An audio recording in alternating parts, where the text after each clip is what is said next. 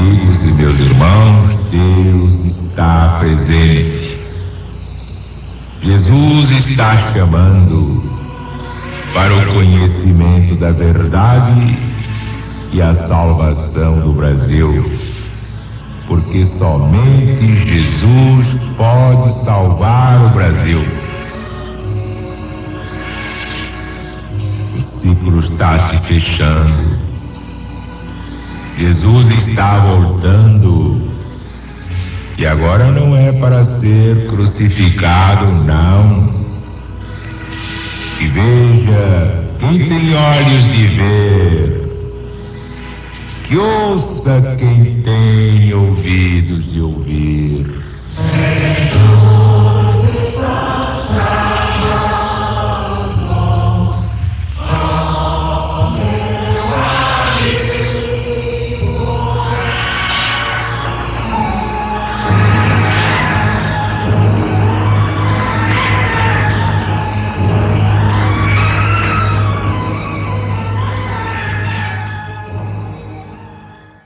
Vejam bem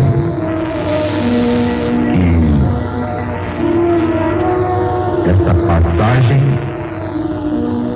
é a prova de que estamos sempre cercados de espíritos, entidades invisíveis.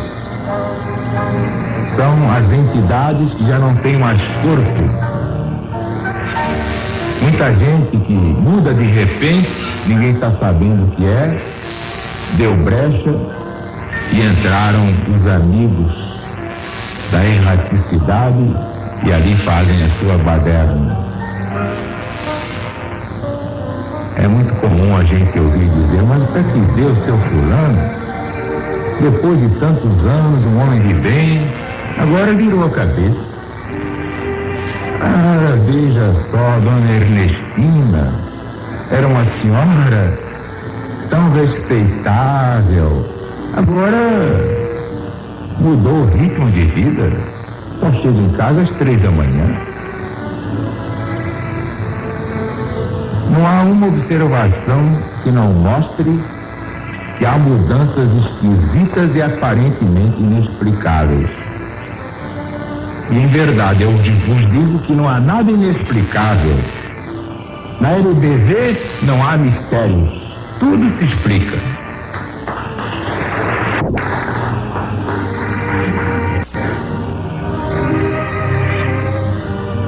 Há certas diferençazinhas nos evangelistas. Um, por exemplo, diz que era um gadareno.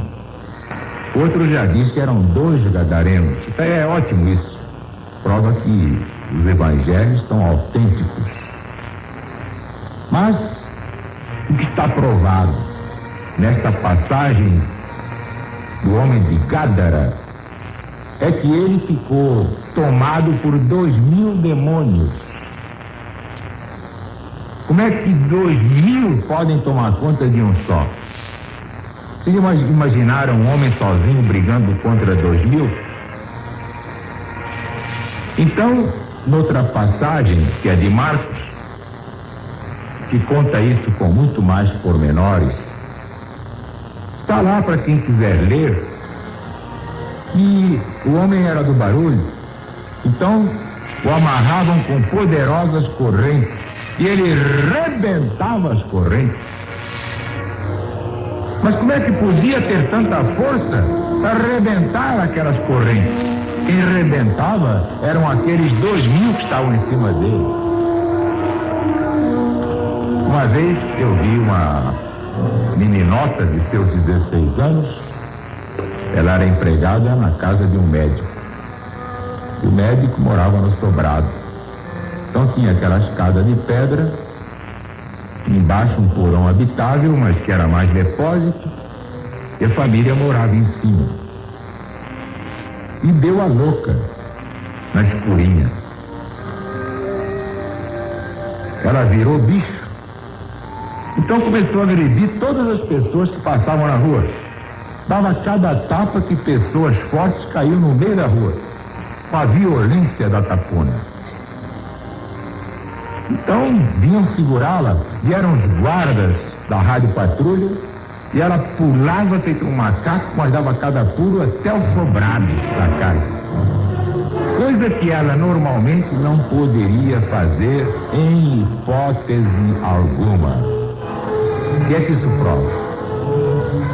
Que os espíritos transmitem ao obsidiado a sua força. Esse tinha a força de 2000, por isso ninguém o podia segurar. E rebentava as correntes. Vivia no cemitério, vivia entre os túmulos. Parecia um bicho feroz. Quem é de vocês que não conhece em certas casas, se não na própria, uns fatos parecidos? Uma irmã que de quando em quando vira bicho, o pai que de quando em quando vira bicho, o vizinho que de quando em quando vira bicho. Quem é que não conhece um caso assim? Às vezes é um patrão que vira bicho, o gerente de uma fábrica, o dono de um botequim. Daí as crises e tantas coisas que acontecem, vocês não estão sabendo de nada. Mas quem não conhece estes fenômenos chamados espíritas, mas que eu prefiro classificar de fenômenos científicos comuns,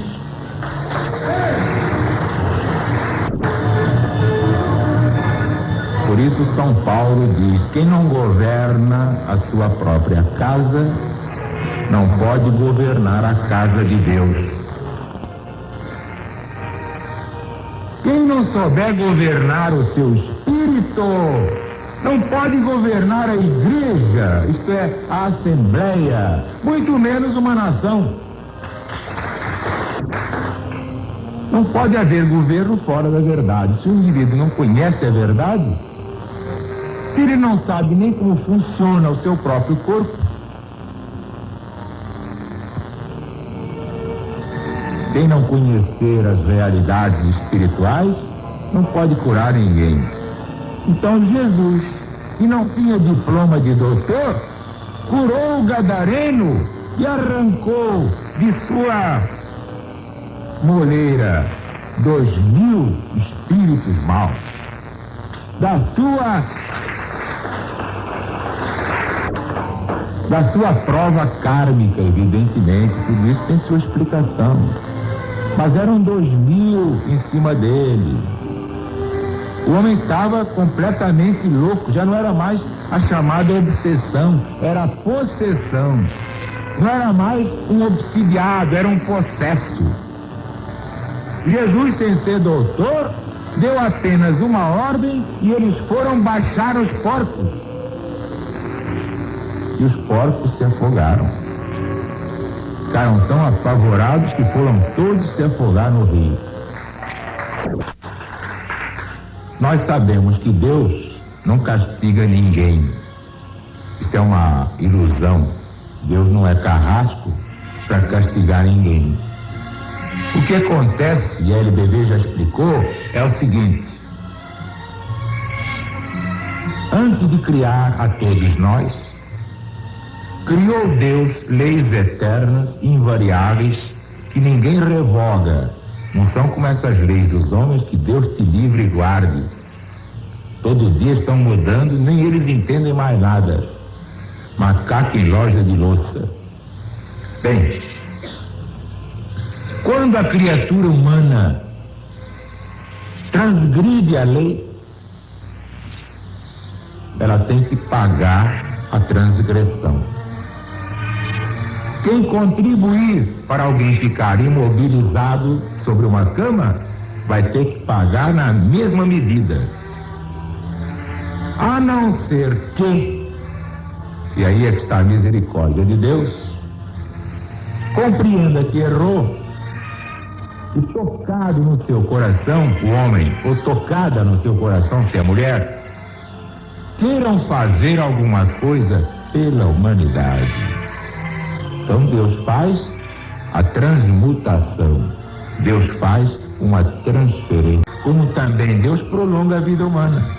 Cada um já traz o limite exato de viver aqui embaixo, mas se estiver empenhado numa obra de benemerência, se aprover a Deus, ele prolonga a vida daquela pessoa. Eu dou um exemplo. O Leopoldo Machado, que foi meu irmão em outras eras, mas irmão consanguíneo, nesta vida ele ia embora mais cedo do que foi. Ficou mais para poder mostrar aos espíritas que o caminho deles é LBV. A mensagem.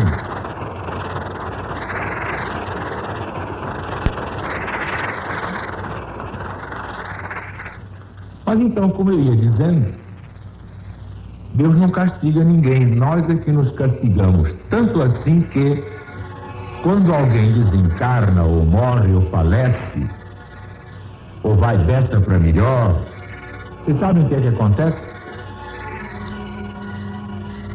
Suponhamos, seu Joaquim morreu. Coitado, seu Joaquim, era um santo. Coitado, que injustiça do destino. A humanidade perdeu um santo, seu Joaquim Carrazedas. Mas acontece que não era. Porque quando seu Joaquim subiu, ele passa por uma prova que todos têm de passar. O espírito, quando sai do corpo, passa a ser o réu e o juiz de tudo que fez sobre a terra naquela encarnação. Aí é que está a dureza, a sinuca de bico. Pois se o camarada é o juiz e é o réu, como é que ele vai iludir a si mesmo? Como é que o réu vai dizer ao juiz que não fez aquilo, pois se o juiz sabe o que ele fez? Não pensa isso. Sem saída.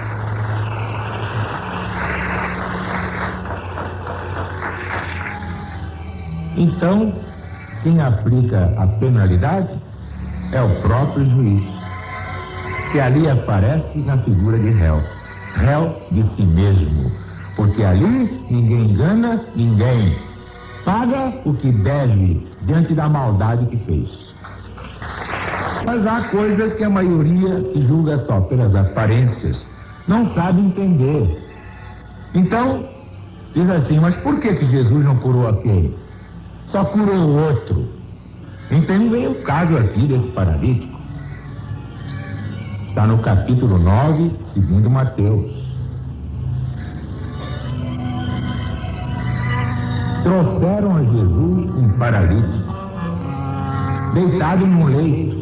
E sabem como é que levaram o paralítico? Pelo telhado, que não havia lugar, estava tudo cheio. Fizeram um buraco no telhado e por lá que entraram com o paralítico. Quando Jesus viu aquilo, ficou satisfeito.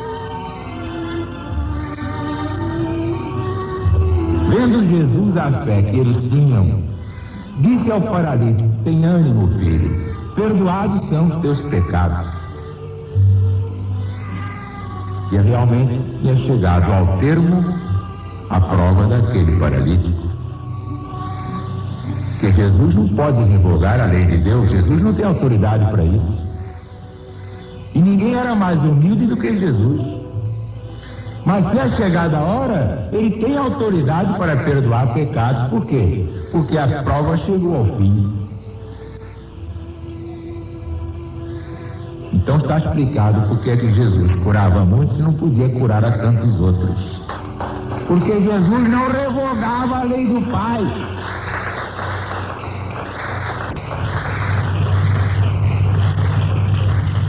Mas, como eu lhes disse, existe uma lei de transferência.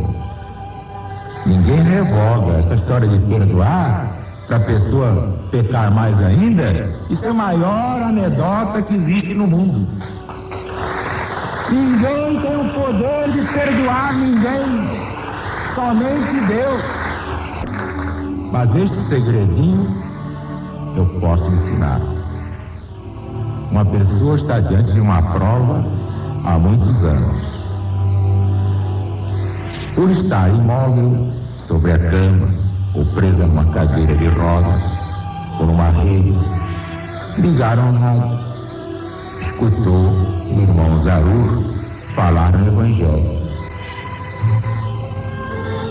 Os que estão doentes, então, são os que entendem melhor, porque não estão afobados, não tem que pegar lotação, não vão para a repartição, não vão para o cinema, não vão namorar, não vão para o mato, não vão para o mar, não vão para o corcovado, ficam ali paradinhos, então escutam com atenção. O resto é que é duro conseguir que ouça. Não ouve nem a mãe, nem o pai, nem a avó, nem o avô, quanto mais a mim. De modo que há males que vêm para bem, diz um ditado. Eu digo, todos os males vêm para bem. Não há um mal que não venha para bem. Tem de saber trabalhar com Jesus.